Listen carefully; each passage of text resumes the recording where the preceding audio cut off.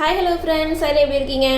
இன்றைக்கி நம்ம என்ன பார்க்க போகிறோன்னா நம்மளோட பல்லாக் டிசைன் தான் பார்க்க போகிறோம். அந்த பல்லாக்கை எப்படி ரெடி பண்ணலாம், என்னென்ன பீட்ஸ் கொடுக்கலாம், ஸோ எந்த மாதிரி பண்ணால் எந்த மாதிரி இருக்கும் அப்படிங்கிறதான் தெரிஞ்சுக்க போகிறோம் ஃப்ரெண்ட்ஸ். அது எப்படி பண்ணுறதுன்னு வாங்க தெரிஞ்சுக்கலாம்.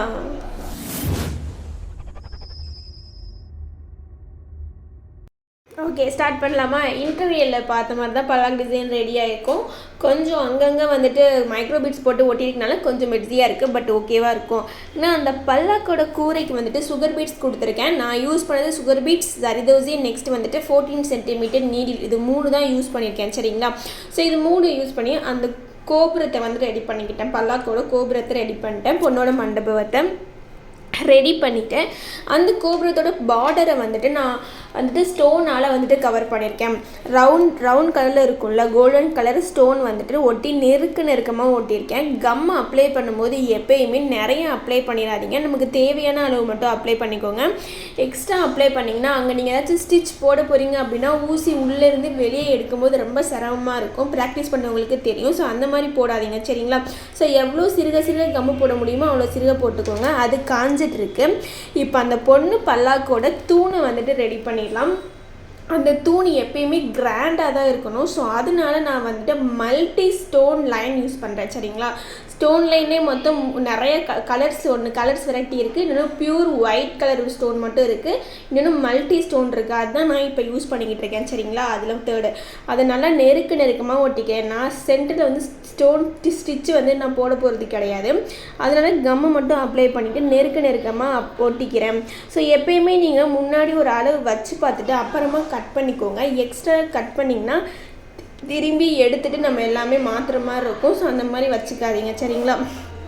லைன் வந்து கிளியராக இல்லைன்னா நம்மளோட நீடியில் வச்சு நீங்கள் லைனை வந்து அலைன்மெண்ட் பண்ணிக்கோங்க. அப்போ ஈஸியாக இருக்கும்.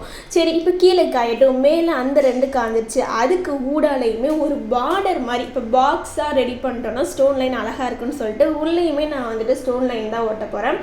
அதுக்கு சென்டரில் இப்போ நான் கம்மு போட போகிறேன். ஆல்ரெடி நம்ம ஸ்டோன் வந்துட்டு ரவுண்ட் ஸ்டோன் ஒட்டியிருக்கோம். இப்போ அதில் படாமல் வெறும் துணியில் மட்டும் கம்மு போடணும். அதில் பட்டுச்சுன்னா அந்த பொலிவுத்தன்மை வந்துட்டு போயிடும். கம்மு பட்டால் ஒரு மங்கள் மாதிரி ஒரு இருக்கும். அதனால் வந்துட்டு அதில் கம் படாமல் கொஞ்சமாக கம் போட்டு நான் சென்டரில் வந்துட்டு ஸ்டோன் லைன் ஒட்டி கவர் பண்ணிக்கிறேன். இப்போ பார்த்தீங்கன்னா எவ்வளோ தூக்கி கொடுக்குன்னு பார்த்துக்கோங்க.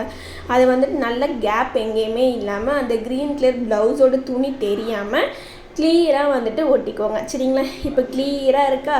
சரி, ஓகே. கீழே 2 தூணும் காஞ்சிருச்சுங்க. இப்போ தூணுக்கு வெறும் ஸ்டோன் லைன் மட்டும் ஓட்டினா நல்லா இல்லையே. அப்போ என்ன பண்ணலாம், சுற்றி அவுட்லைனாக நம்ம சுகர் பீட்ஸ் ஒர்க் கொடுக்கலாமே அப்படின்னு ஒரு ஐடியா வந்துச்சு. நார்மலாக ஒரு பொண்ணோட ஸ்டேஜை நீங்கள் இமேஜின் பண்ணி பாருங்கள்.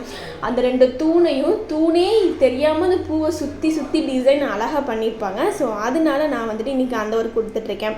பட் இன்னும் அது இன்னும் காயலை. அதனால என்ன பண்ணுறேன்னா அதனால் பொண்ணோட ஸ்டேஜை வந்துட்டு நான் ரெடி பண்ணிக்கிறேன். அந்த பொண்ணு உட்காந்துருக்க அந்த பலகையை ரெடி பண்ணிக்கிறேன். எப்பயுமே நான் எந்த ஒர்க் பண்ணாலுமே சுற்றி நான் வந்துட்டு அவுட்லைன் போட்டுட்டு தான் பண்ணுவேன். அவுட்லைன் போட்டுட்டு பண்ணோன்னா நமக்கு வந்துட்டு ஈஸியாகவும் இருக்கும். அதே மாதிரி ஷேப்பும் ஸ்ட்ரக்சர் ஷேப் எல்லாமே கரெக்டாக இருக்கும். நம்ம ஒரு ட்ரெஸ்ஸு போட போகிறோன்னா எப்படி ஸ்ட்ரக்சரும் ஷேப்பும் இருந்தாலும் நமக்கு அழகாக இருக்குமோ, லூஸாக இருந்தால் அழகாக இருக்காதுல்ல. ஸோ அந்த மாதிரி தான் ஒரு டிசைனையுமே நம்ம இமேஜின் பண்ணி போடணும். ஸோ நம்ம அது ரியாலிட்டிக்காக நம்ம இமேஜின் பண்ணி போட்டால் தான் பார்க்குறதுக்கும் வந்துட்டு அழகாக இருக்கும். அதனால் அது காஞ்சிட்ருக்கு. இப்போ அந்த பலகைக்கு வந்து நான் அவுட்லைன் கொடுத்துக்கிறேன், சரிங்களா? அதை சுகர் பீட்ஸ் 2 எடுத்து சரிதூசி த்ரெட்டால் நான் வந்துட்டு நாட் போட்டு கவர் பண்ணிக்கிறேன் ஃப்ரெண்ட்ஸ், ஓகேங்களா? ஸோ இப்படி பண்ணிங்கன்னா நீட்டாக இருக்கும். இப்போ அந்த பலகையை சுகர் பீட்ஸ் விட்டு கவர் பண்ணியாச்சு. அதுக்கப்புறம் அந்த தூண் இருக்குங்கல்ல, அந்த ஸ்டோன் லைன் ஒட்டியிருக்கோம்ல, அதுக்கு 2 பக்கமுமே நம்ம சுகர் பீட்ஸால் வந்துட்டு கவர் பண்ணிட்டோன்னா கிராண்ட் லுக் கொடுக்குங்க, ஓகேங்களா? ஸோ இந்த மாதிரி நான் இனிமேல் பார்ட் 1 பார்ட் 2 வீடியோ போட போகிறேன். எதுனா இனி ராணி எப்படி ரெடி பண்ணுறது, நெக்ஸ்ட்டு குதிரை பல்லாக்கரை எப்படி ரெடி பண்ணுறது, நெக்ஸ்ட் இங்கே பிபி மத்தாப்பர் எப்படி ரெடி பண்ணுறது அப்படிங்கிற வீடியோ தான் வரப்போகுது. அது பார்க்குறதுக்கு நீங்கள் நம்ம சேனலை சப்ஸ்கிரைப் பண்ணிக்கோங்க. இந்த வீடியோ பிடிச்சிருந்துச்சுன்னா லைக் போட்டுக்கோங்க, சரிங்களா?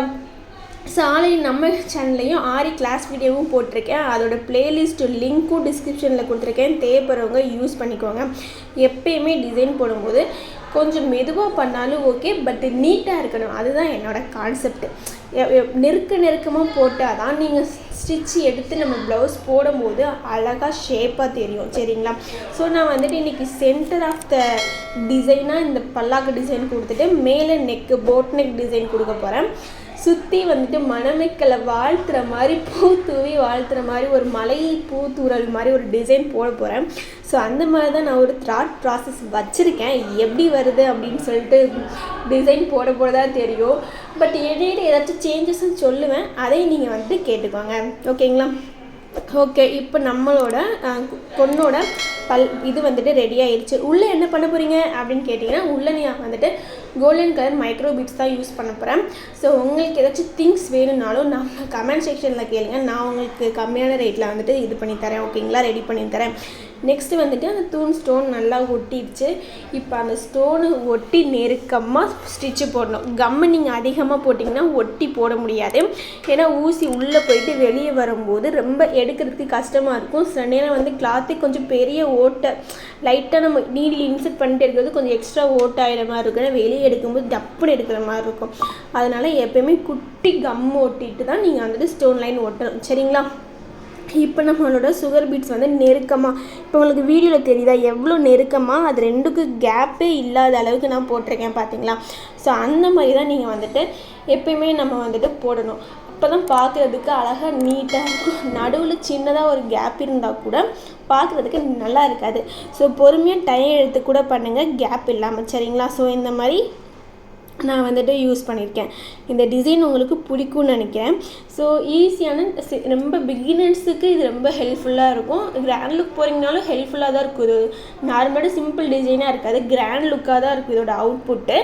பட் சின்னதாக நம்ம பண்ணும்போது நமக்கும் ரொம்ப ஈஸியாக இருக்க மாதிரி இருக்கும். நீங்கள் பார்ட் 1 பார்ட் 2 பார்ட் 3 இப்படி வீடியோ ஸ்கிப் பண்ணாமல் பார்த்தீங்கன்னா ஓகே இவங்க சொல்கிறது ஈஸியாக தானே இருக்குது, ஒரு நாளுக்கு ஒரு ஸ்டெப் முடிச்சுட்டே வந்தீங்கன்னா 2 வாரத்தில் இந்த ப்ளவுஸ் ஆல்ரெடி ரெடி பண்ணிடலாம். நீங்கள் ஃபுல் டே உட்காந்து போட்டிங்கன்னா 4 டேஸ்லேயே ரெடி பண்ணிடலாம். நான் வந்துட்டு ஈவினிங்காக தான் போட்டுட்ருக்கேன், அதனால் எனக்கு கொஞ்சம் டைம் எடுக்குது.